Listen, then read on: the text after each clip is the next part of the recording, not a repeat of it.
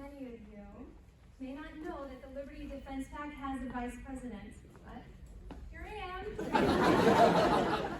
You probably don't know what I do. Okay, can you hear me? There we go, okay. Yeah. You probably don't know what I do, and I venture to say most of you don't know who I am. I'm going to tell you a little secret. I like it that way. Okay, so I do admit that sounds a little bit weird, but let me explain. I don't like the spotlight, and I'd rather just work quietly in the background, doing whatever needs to be done to replace weak-kneed, compromising politicians who refuse to protect our God-given freedoms.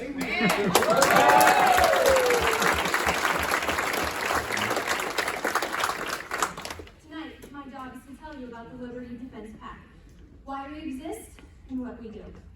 The short story is the Liberty Defense PAC exists because we have a crash of rhinos at the Indiana State House, and it's time we send them home and fill their seats with freedom-loving patriots who aren't afraid of us.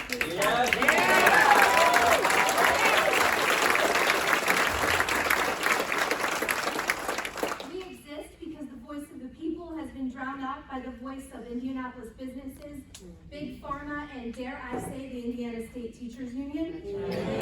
We exist because liberty has been surrendered for the sake of politics. Our lawmakers refuse to end abortion because they're afraid of upsetting Planned Parenthood. Yeah. They refuse to outright end this state of emergency because they're afraid of upsetting our governor. No, the majority of our elected officials are not politically motivated by moral obligation or their duty to uphold the Constitution, but by the possibility of political defeat. And so, we aim to bring political defeat straight to their doorsteps. You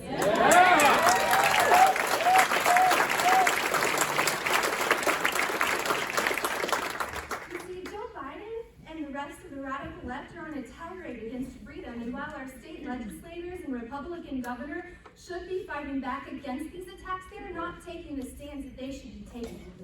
The governor's response to COVID was heavy-handed. He shut down our businesses and schools. He locked in nursing home residents, mandated masks, restricted group gatherings, and ordered us all to just stay home. 2 weeks to flatten the curve, morphed into 4 more weeks without a job, 4 more weeks of online school, and online church, and online everything.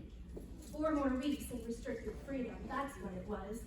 4 more weeks, 4 more weeks, 4 more weeks, and you know what? It's for your own good. There was never any criteria for what it would take to end the madness. For a couple of years, the governor has been spewing the phrase, "We're all in this together." That is a lie. We're really not. Governor Holcomb and the rest of the Indy establishment is not in this together with us.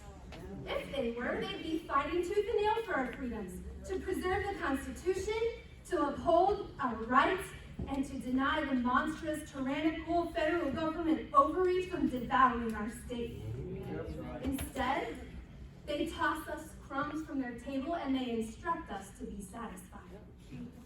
Now, Holcomb is not linking arms with us to defend our freedom. He is linking arms with Joe Biden and the left.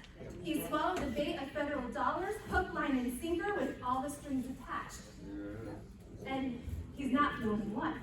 Representative J.D. Prescott said the reason our elected officials haven't ended the state of emergency is a political one. He said the legislators want to make sure we keep getting federal money that's contingent upon our state of emergency. He said the legislators don't want to step on the governor's toes. With the current lineup we have of our state representatives, I just have to ask, what will they do if the governor tries to shut us down again? What will they do once their primary seats are safe? After the primary election, once their seats are safe, what are they going to do? History shows they're just going to let it happen again, maybe something worse. So I say to our current state representatives, whose side are you on anyway? You're either with us or you're not. You're either defending freedom or you're not. We've all lived through the last 2 years of COVID tyranny. And here at the Liberty Defense PAC, we've been taking very careful notes. The state of the entire nation is concerning, to say the least. It is overwhelming to consider just how we are going to take back our entire country from the clutches of the federal beast. Friends, let me propose to you that we start by taking back the state of Indiana from the clutches of establishment politicians who sell our freedoms in exchange for federal dollars.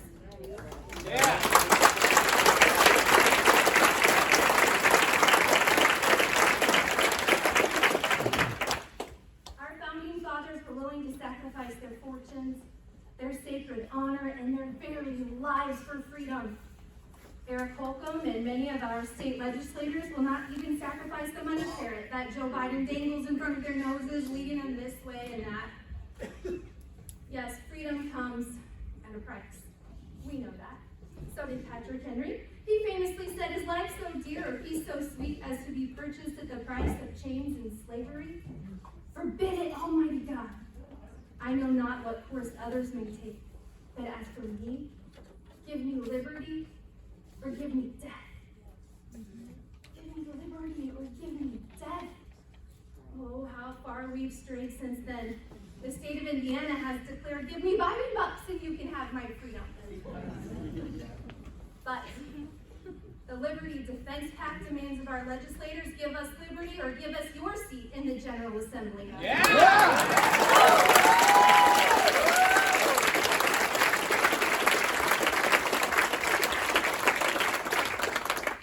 So, what does the Liberty Defense PAC do?